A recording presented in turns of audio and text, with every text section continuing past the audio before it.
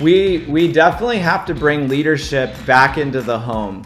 We've got to help our families function and thrive like a team might thrive, instead of just having a leadership by default type of situation. We all know that real estate has created more millionaires than any other industry on the planet. We also know that it has created a lot of heartache due to mismanagement, overborrowing, and just simple life events that happen to all of us. Welcome to the Cash Flow Pro podcast. My name is Casey Brown, and I am your fearless leader. And although we might be bourbon sipping and at times foul-mouthed Southerners, we will always do our best to be honest, straightforward, and due diligent with all of the information we pass along to you. Welcome to the show.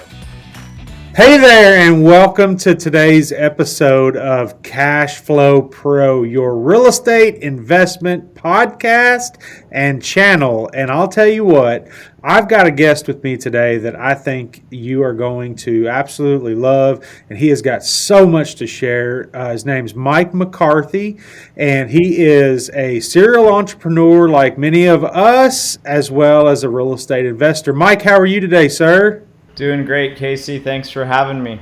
Absolutely, man. It is our pleasure, and we're just so glad you're here to share. There's a lot of different facets, I think, to your life, and there's when we were talking pre-show, I found a lot of what you were saying that really resonated with me, just as a person, as a father, as a husband, as a brother, as a family guy.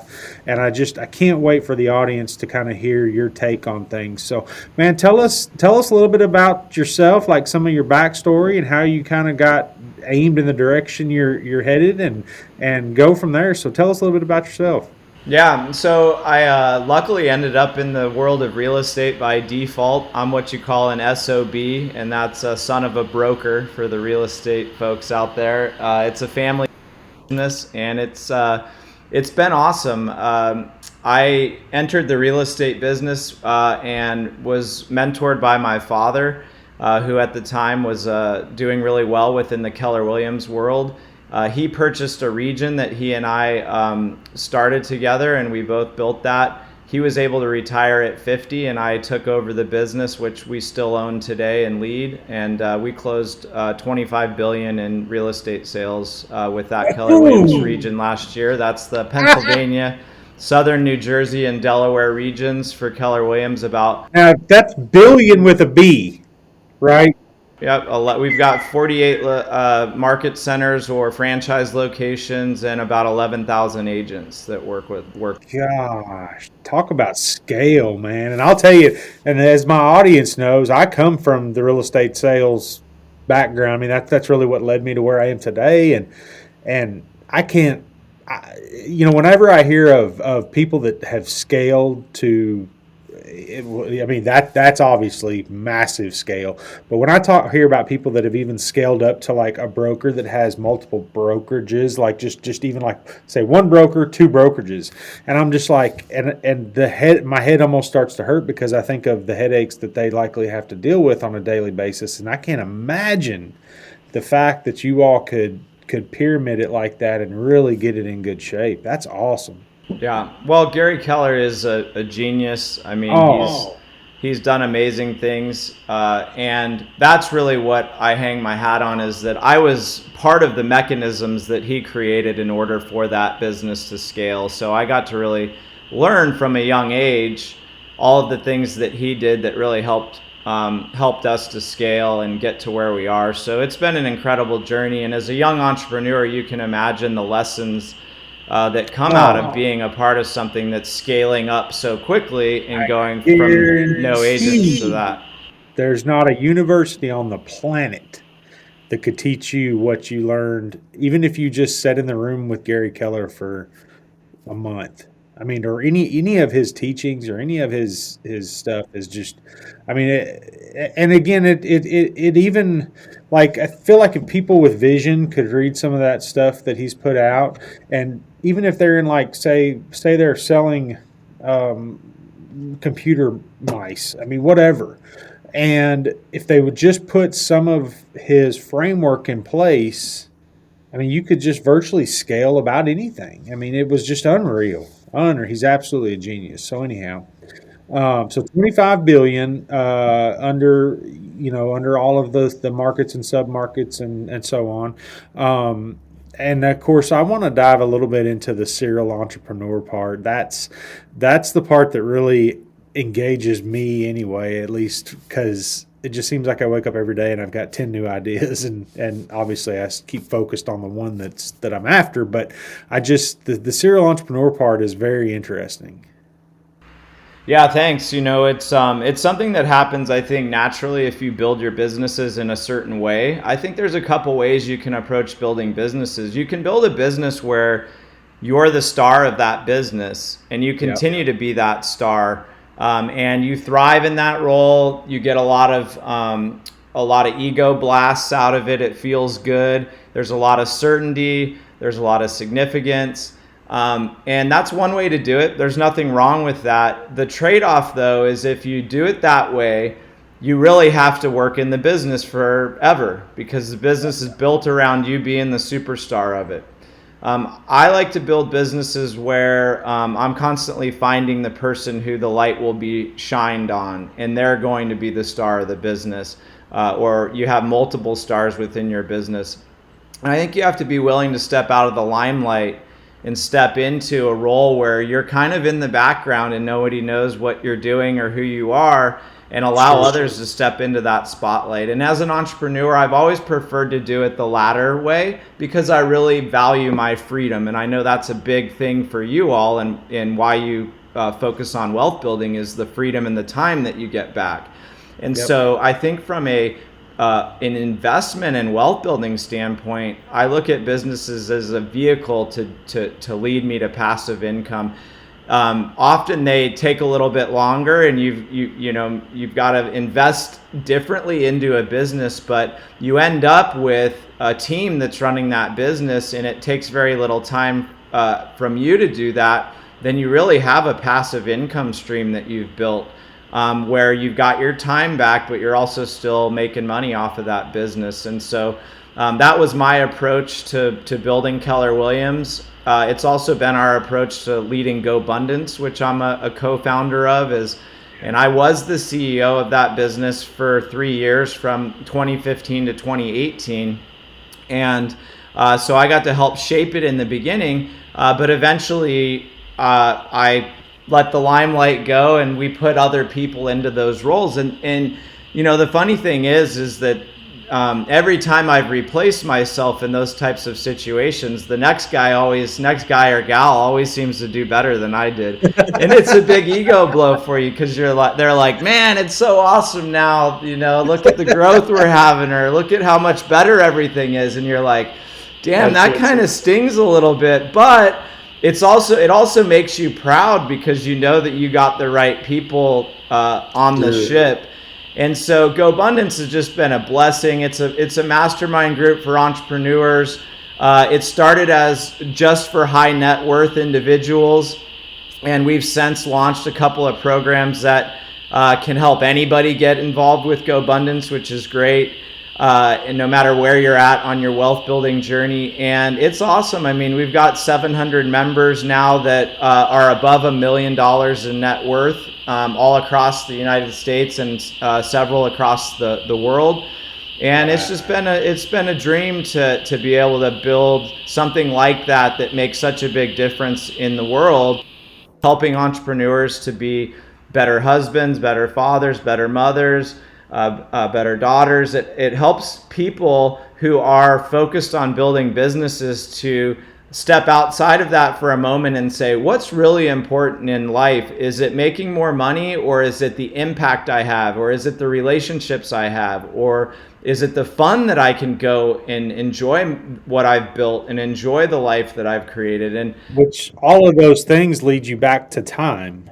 I mean, and it's all of those things are the time that they take, and that's what's really, I heard a guy, his name is Myron Gold, I believe Myron Golden is who I heard say this one day, and he said the most ignorant thing he's ever heard is the statement that time is money. And he said that's ignorant because time is infinitely more valuable than money. Infinitely, because the time is something that you can't get back. And we talked a little bit about time, family time or relationships, or how you kind of, I guess, build, what you do with that time. And so it's, man, that's awesome. I've just heard so many things about GoBundance. I told you, I think I had never heard of it until about a week or 10 days ago, and now I've heard of it like 8 or 10 times since then.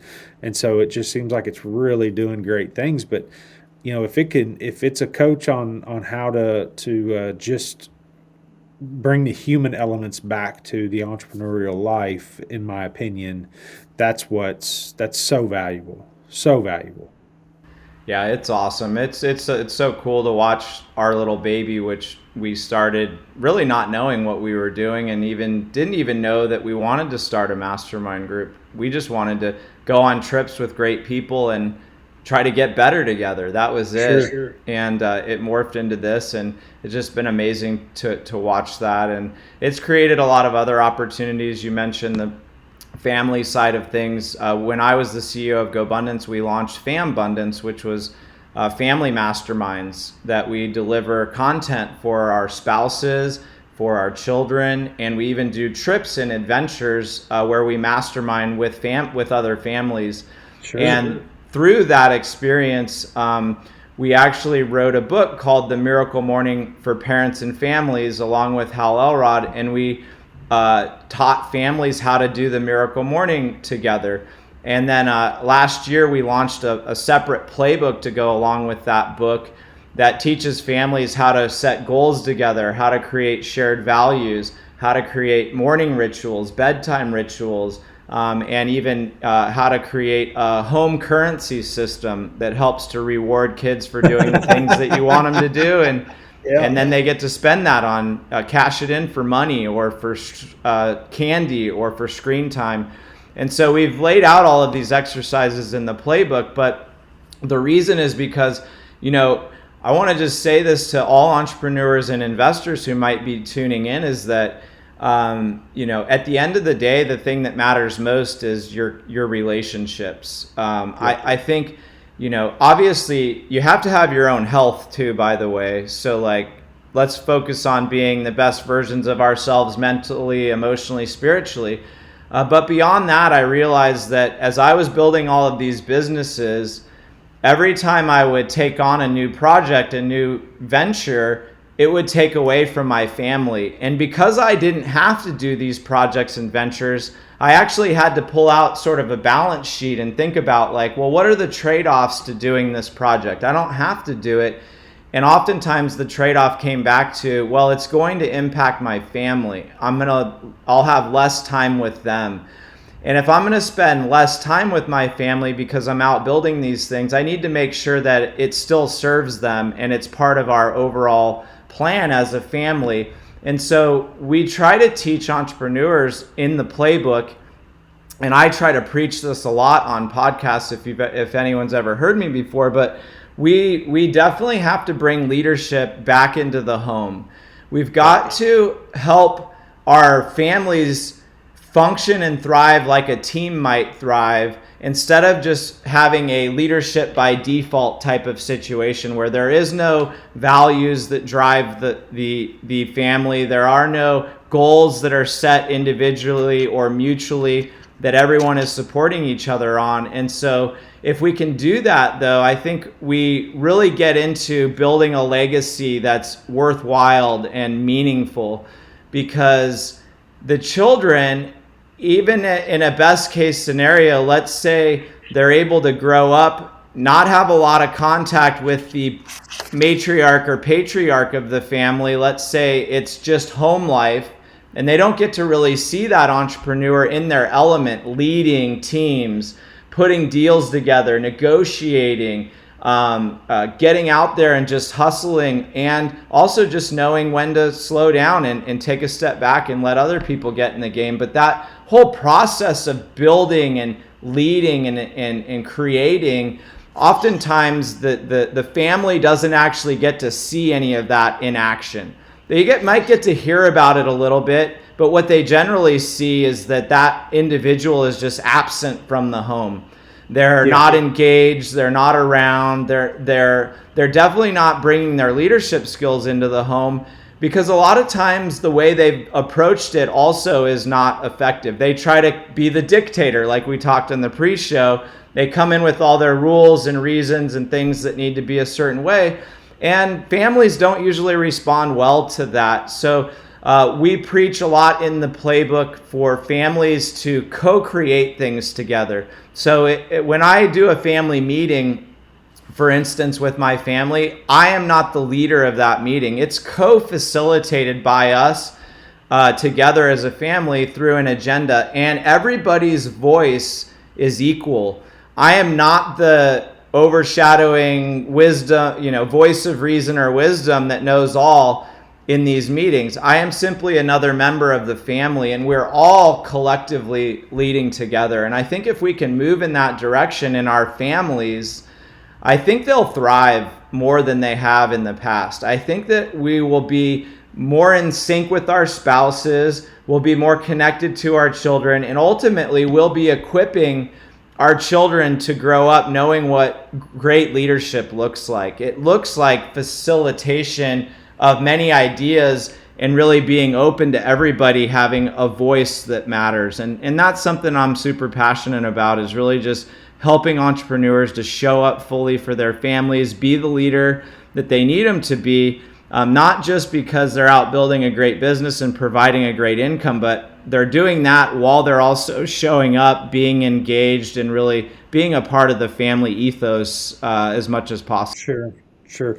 And and you see a lot of the, for instance, the WeWork guy, the whole that whole fiasco that he was involved in, and one thing that really stuck out to me when I read that book was that all these the nannies and the this and the that they had that were basically raising these kids, and so they had there was no home life connection, and he and the wife were both running. She was running a nonprofit and he was running WeWork, and that's just the one that sticks out. But you hear and see movies and stuff all the time. Nannies are raising kids and this, that, and the other because the entrepreneurial father and mother are out doing entrepreneurial things and not focusing on. And in my opinion, you build something, a legacy is more important than money, and is my opinion, and of course everybody has their own. But I think that when you go out and you become successful, that it's very important to pull your family along with you, and again, it comes down to it's part of the base. I mean, really, if you start looking at the basic things, I mean, you have to have you have to have certain things to start a business, and I feel like your family's support needs to be dang near front and center of that. I mean, in all honesty, and then being an engaged father, and I know you and I talked a little bit, and from the only perspective that I can relate to is the father's side, and I have been guilty of it myself, of kind of saying, hey, I need to go do this. Well, Daddy, can we go do this? No, I have to get this done before whatever.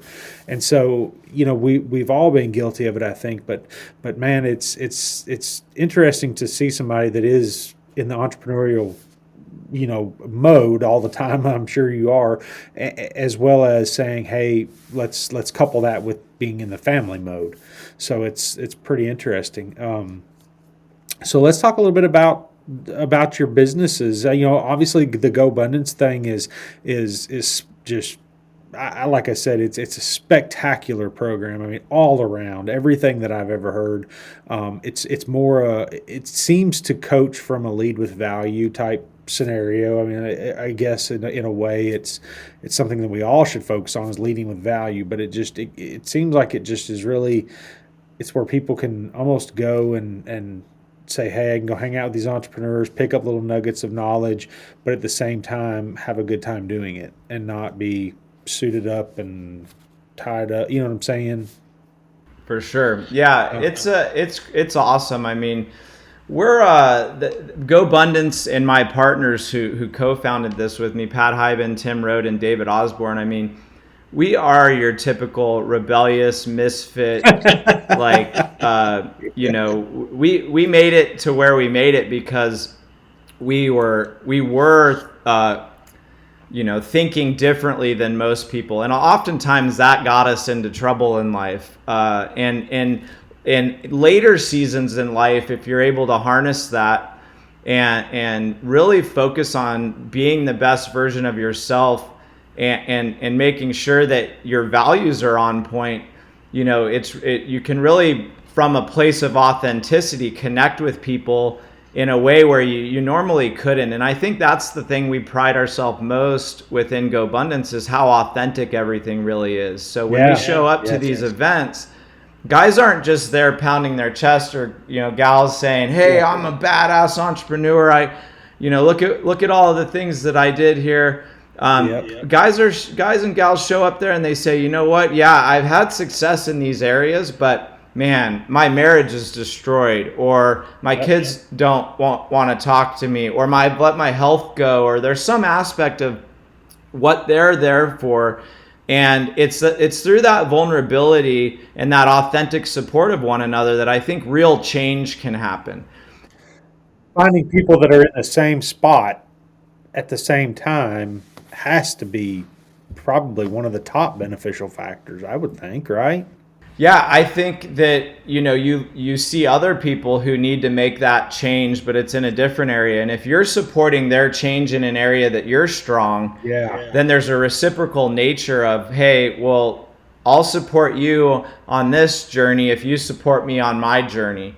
And then so this beautiful reciprocity emerges. And I think that's the power of proximity, of being around amazing people who will not just tell you what you want to hear, but also show up for you and say, "Hey man, it seems like maybe you're not getting enough time with your family. Is there a way that you could be more purposeful about getting more time with your family?" And then it's easy to go find a solution. If you've actually said, "Hey, here's a problem I have," then someone else can go, "Hey, I had that same problem. Here's the 3 things that I did, and it turned it around." Maybe you're not spending any time with your family, but or not enough time, but what if you had a meeting every week where you got on the same page with your whole family, and they felt supported and appreciated, and you felt supported and appreciated, and your values were defined and explored, and so you had guideposts that would guide you and your family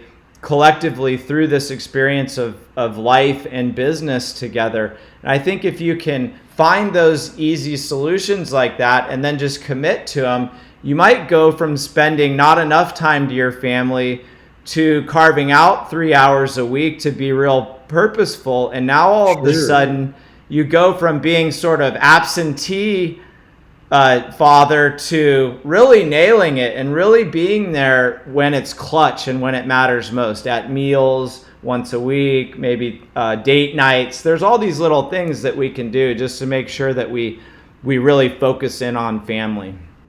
Sure. Yeah. And it's, that's all of that everything that you've just said in the last 10 minutes. I mean, I feel like as entrepreneurs and as business people that we definitely need to kind of maybe refocus on that element of it, because, here, if you have a really bad day at work and you go home and you're still trapped to yourself in your own mind, and you don't really even release some of the frustrations that you've had throughout the day, then you go home and the ones that you love they take the brunt of those frustrations, and then before you know it, you've isolated yourself, you've isolated your family over here, and then you get to a point where you're basically just sitting there and you're like, okay, hey, now what have I accomplished? Okay, maybe I've got a lot of money, or maybe I've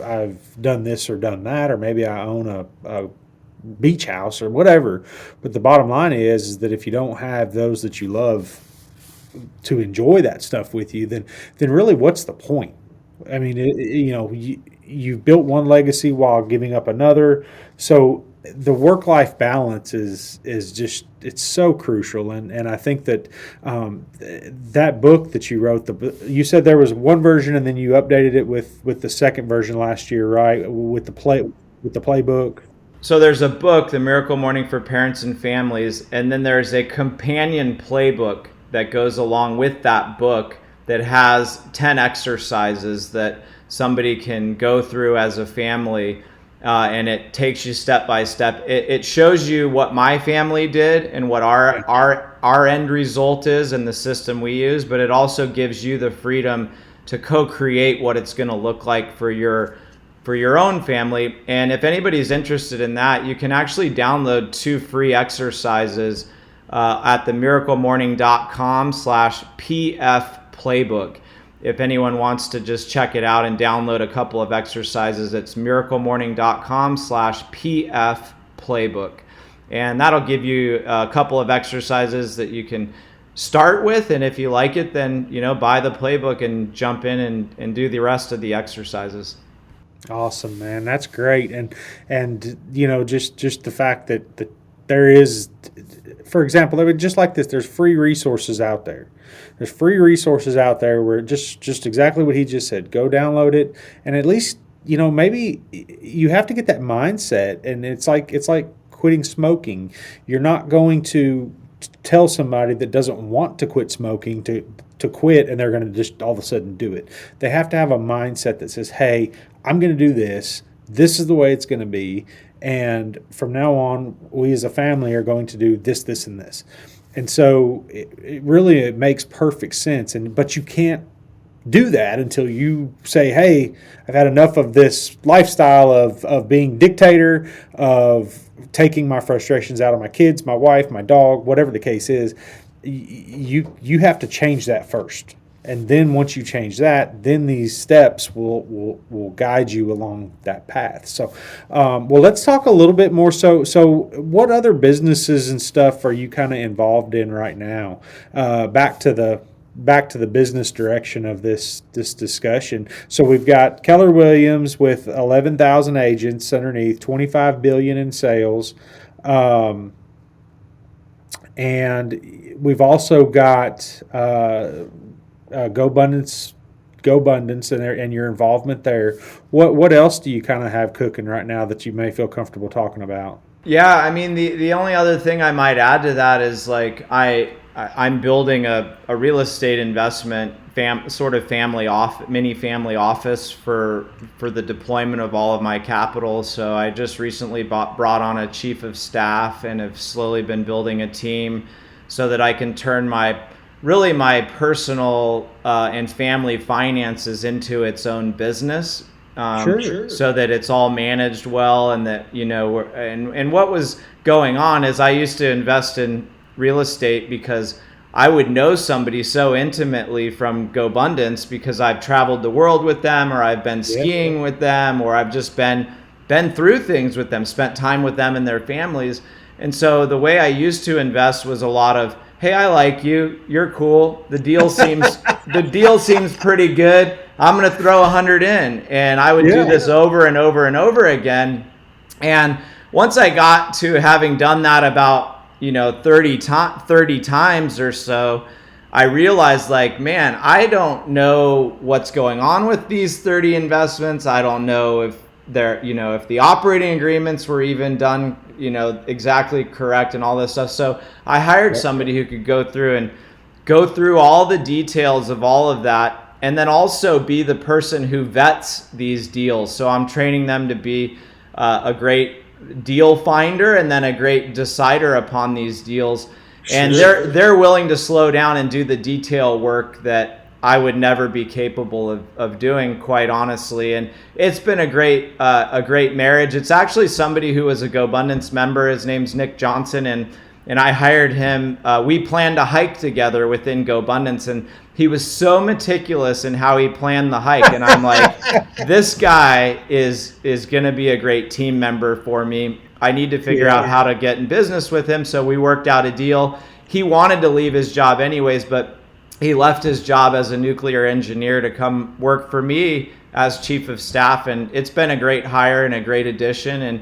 And now I'm freed up mentally Yes. and emotionally because I don't feel like I'm being an irresponsible investor anymore. I feel like Yeah. I'm really dotting my I's and crossing my. And maybe he can vet these deals, and then he can do away with 8 of them and bring the 2 that seem plausible to you, and then you're like, all right, hey, cool, let's do this one. After going through and seeing what the benefits are, and I'll tell you, when I first started, we're a fund of funds, so and again, without getting into the weeds too much with what all of that is, as far as the listeners go, I'm certain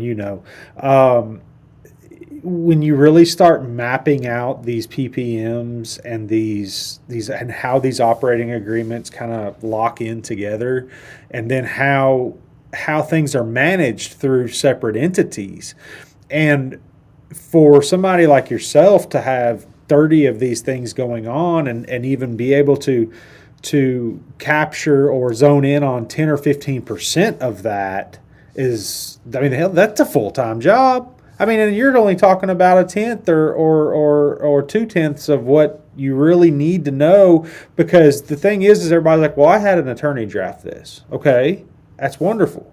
Attorneys are humans as well. And the thing is that everything's great while it's great.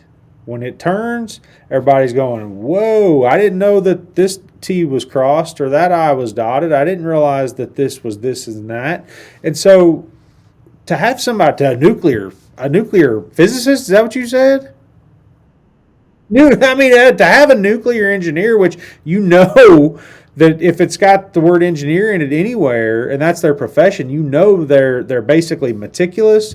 They're very detailed, especially when you get into the nuclear level. But I mean, that's fabulous, man. I mean, and you start thinking about, all right, passive investing then becomes a business rather than just something that you do on the side.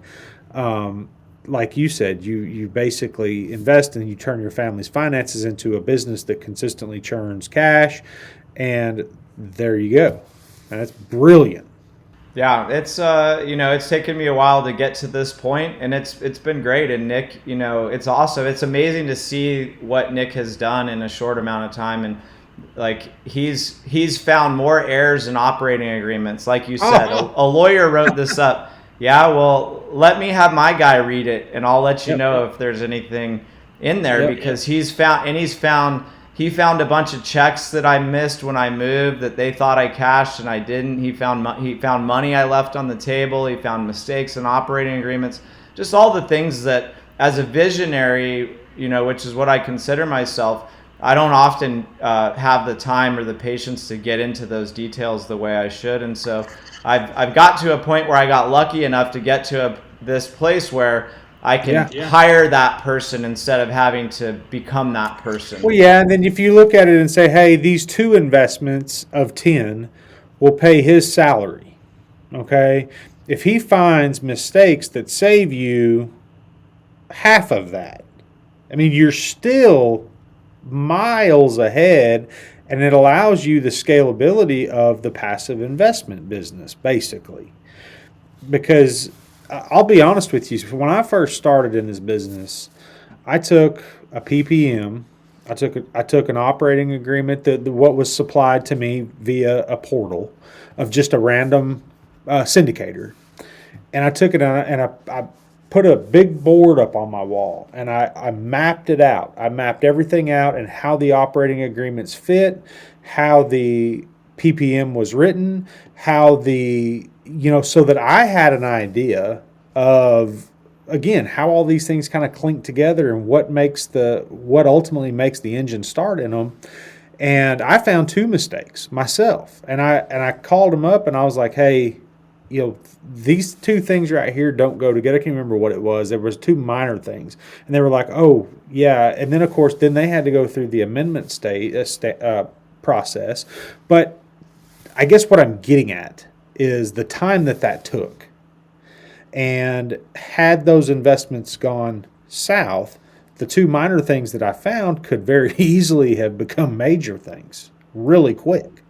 Now, with that being said, going through all of that stuff or having somebody do that, I don't want to spend too much more time on this, but I think that's a genius move, and I think that's a way to turn a passive investment business into, a passive investor turning that into a business. Yeah, so making it truly passive for the long term is the goal. So, well, it's efficiently passive. Yeah, if you will. I mean, it's efficiently passive, and it makes things really just go, and it makes you sleep better at night, I'm sure.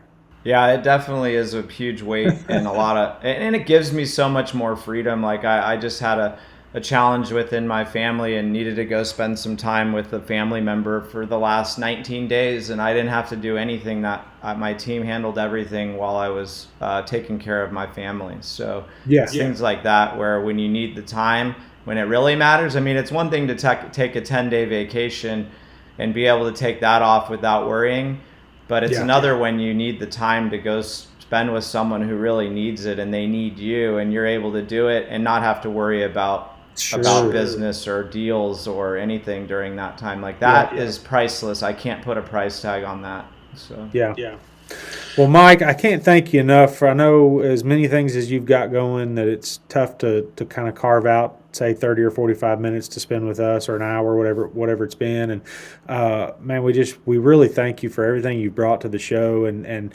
hopefully the listeners gain some insight into how to look at a scalable business, followed by how to handle that scalable business from the family standpoint, and then how to handle the family and how to manage your time and stuff like that. But I want for you to, if you don't mind, to maybe say how the listeners can reach out to you if somebody wants to get involved in, say, even GoBundance or something like that. Obviously, there's a website for that. But, if there's something somebody just has maybe a quick question about or something like that, how can the listeners reach out to you? Yeah, so my website is gomikemccarthy.com. You should be able to get in touch with me there. It leads to my Instagram and other places to find me personally.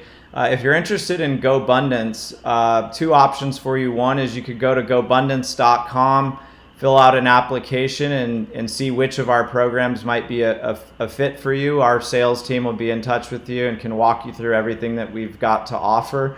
And what we're all about. You could also, if you want to just start with free resources and learn from GoBundance without spending a single dollar, just go to tribeofmillionaires.com. You can order our free book there. I think you just pay shipping and handling, actually, so maybe you do have to spend $1. But it's very minimal amount. And then there's also a bunch of free resources on there. There's some of our techniques of how we hold each other accountable and organize our lives and worlds so that we can really be open to what we call extreme accountability within GoBundance, because we're really accountable.